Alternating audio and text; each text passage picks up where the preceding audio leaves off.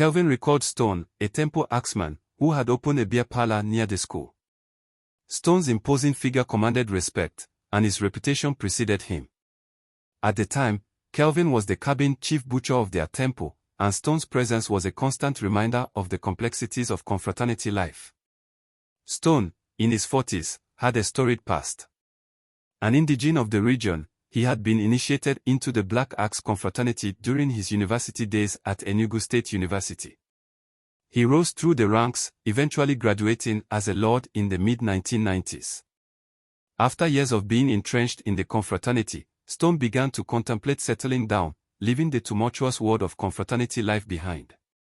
His beer parlor became a hub for locals and students alike, with Stone's charismatic presence drawing in patrons from all walks of life. During that tumultuous period, confraternity clashes were a recurring decimal on campus, casting a dark shadow over the academic environment.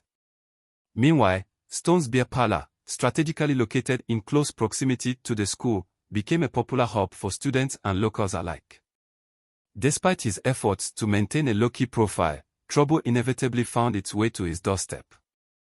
As the Vikings, a rival confraternity, continued to flex their muscles, they began to extort money from all shops in the vicinity, solidifying their stronghold on the area.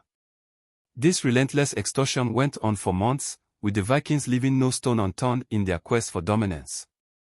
Stone, however, grew increasingly frustrated as his business began to suffer the consequences of the Vikings' relentless demands. As the financial noose tightened around his beer parlor, Stone found himself at a crossroads. He couldn't just sit back and watch his livelihood crumble under the weight of the Vikings' extortion. Seeking help from his Black Axe confraternity seemed like the most viable option. Kelvin observed that Stone's decision to reach out to his confraternity marked a turning point, one that would ultimately draw him back into the very world he had tried so hard to leave behind. Stone sought out Kelvin and other members of the Black Axe confraternity, greeting them warmly as they exchanged pleasantries.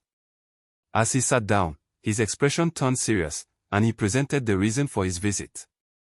The timing of Stone's appeal for help was precarious, as the Black Axe had an unresolved score to settle with the Vikings.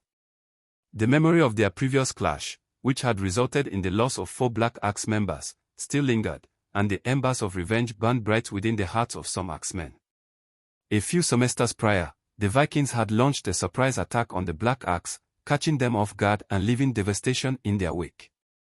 The wound of that defeat still felt fresh, and the desire for reprisal attacks remained a palpable force within the confraternity.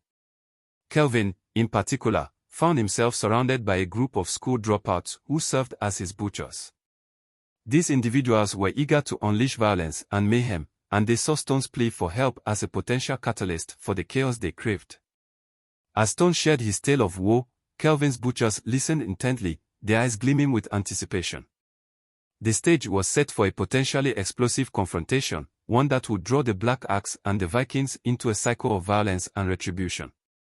Kelvin's gaze settled on Stone, his expression a mixture of calculation and expectation. He knew that Stone, having distanced himself from the Black Axe, could no longer rely on the confraternity's protection and favors. Kelvin's eyes seemed to bore into Stone's, the unspoken message clear: if Stone wanted their help, he would have to compensate them. Stone understood the implicit request and nodded, acknowledging the terms. Kelvin summoned a handful of his trusted associates, and they gathered around, their faces a blend of curiosity and anticipation. Kelvin outlined the plan, his voice low and deliberate. They would visit Stone's shop, lying in wait for the Vikings. When the moment was right, they would strike, unleashing a swift and deadly response. Kelvin emphasized the need for discretion, cautioning his men to keep their involvement anonymous. This was a personal favor, one that fell outside the confraternity's official dealings. The promise of financial reward proved persuasive, and Kelvin's men agreed to the plan. Most of them were motivated by the prospect of earning a substantial sum, and their reservations were quietly set aside. With the plan in motion, they began to make preparations, driven by the promise of payment rather than any sense of loyalty or duty. Kelvin departed with 6 of his hand-picked men, their faces set with determination. They converged on Stone's shop, settling in for a prolonged wait. The hours ticked by at a glacial pace, the silence punctuated only by the occasional distant rumble of thunder. It wasn't until the clock struck a few minutes past 12 a.m. that the Vikings finally materialized, their arrival heralded by the sound of raucous laughter and the rustling of footsteps.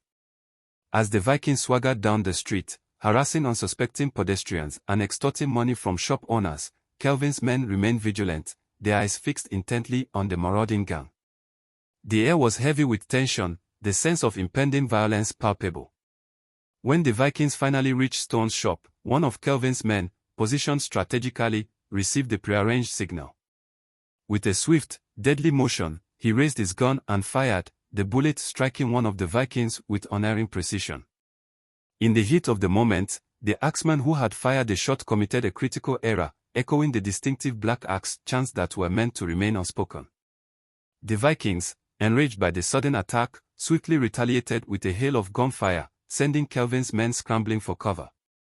Outnumbered and outgunned, the axemen were forced to beat a hasty retreat, fleeing into the night as the Vikings continued to exchange blows. In the aftermath of the chaotic melee, the villagers were left to pick up the pieces, their accounts of the incident riddled with confusion and misinformation. As the news spread like wildfire, the prevailing narrative was that a group of Black Axe members had gone on a rampage, robbing shops and firing indiscriminately. The villagers' claims were bolstered by the unmistakable sound of Black Axe chants, which had been clearly audible during the intense exchange of gunfire. The incident would go on to have far-reaching consequences, casting a dark shadow over the already tumultuous world of confraternity politics. Kelvin was summoned by his chairman and Axehead, the highest authority within the Black Axe confraternity, to account for the events that had transpired at Stone's shop. The meeting was convened with a sense of urgency, as the repercussions of the incident were still unfolding. In the aftermath of the clash, the Vikings had launched a retaliatory attack on an unsuspecting axeman named Sumto. The assault had occurred the day after Kelvin's men had carried out the hit on the Vikings at Stone's shop. Sumto, a veteran member of the Black Axe, had miraculously survived the ordeal, attributing his narrow escape to the divine intervention of Korofo, the confraternity's revered deity. Sumto's pedigree within the Black Axe was impressive. He had been a key member of the Bush Squad, a feared and respected subset of the confraternity, and had served as a temple axeman and chief butcher between 2002 and 2003. His experience and standing within the organization lent gravity to the situation, and Kelvin knew that he had to tread carefully. In anticipation of the summons, Kelvin had instructed his men to concoct a cover story. They were to claim that they had been attacked by the Vikings while innocently drinking at a fellow member's bar, and had only retaliated in self-defense. This fabricated account was designed to deflect attention from their true involvement in the incident and obscure their connection to Stone's shop. Meanwhile, the Vikings had exacted their revenge on Stone's shop, reducing it to a smoldering ruin. The building had been torched after the Vikings had searched in vain for Stone, who had wisely gone into hiding. The destruction of his livelihood was a stark reminder of the risks involved in crossing the Vikings, and the consequences of being associated with the Black Axe.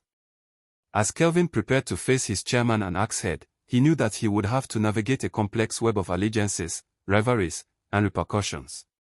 As the story comes to a close, it serves as a reminder of the dangers of cultism. Cultism destroys lives, perpetuates violence and chaos, and affects individuals, families, and communities. Let's say no to cultism. Reject false promises and empty boast. Recognize warning signs and prevent its spread. To young people, think twice, consider risks and consequences. Channel energy into positive activities. To parents and leaders, be vigilant, educate and provide guidance. Let's create a society valuing peace, respect and well-being. Say no to cultism and yes to a brighter future.